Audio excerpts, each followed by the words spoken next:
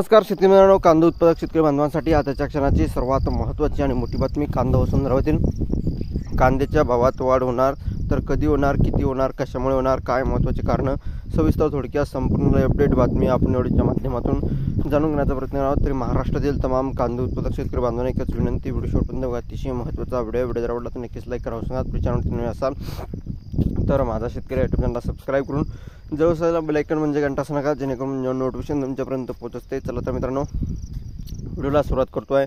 स्क्रीनवर बघू शकता, बांगलादेशनं सीमा बंद केली, लासलगावमधील कांदा दर कोसळले. बघू शकता संपूर्ण बातमी. बांगलादेशाने आपल्या सीमा व्यापाऱ्यांसाठी बंद केल्याने नाशिकमधील कांदा निर्यात पूर्ण ठप्प झाली आहे. याचा थेट फटका लासलगाव, पिंपळगाव, निफाड व प्रमुख बाजार समित्यांमध्ये होणाऱ्या कांदा व्यवहाराला बसला आहे.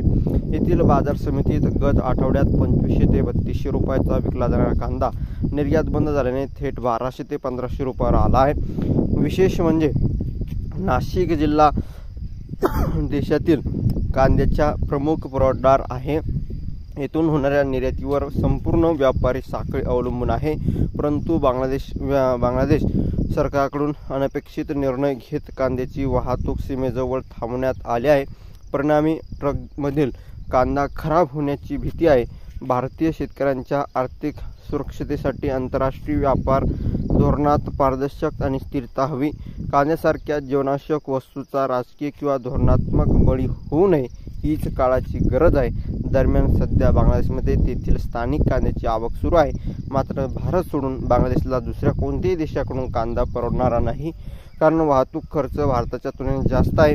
भारत सोडून कुठलेही पर्याय नाही, त्यामुळे आगामी काळात बांगलादेशकडून मागणी वाढण्याची शक्यता आहे. धन्यवाद मित्रांनो, माझा व्हिडिओ शेवटपर्यंत भेटू माहितीपूर्ण कांदा बाजाराच्या व्हिडिओ तोपर्यंत तेच थांबतो आहे. जय महाराष्ट्र, जय शिवराय. धन्यवाद. लाईक, शेअर आणि सबस्क्राईब आणि कमेंट करा. सांगा तर व्हिडिओ पुढून तोपर्यंत तेच थांबतो. जय महाराष्ट्र, जय शिवराय. धन्यवाद.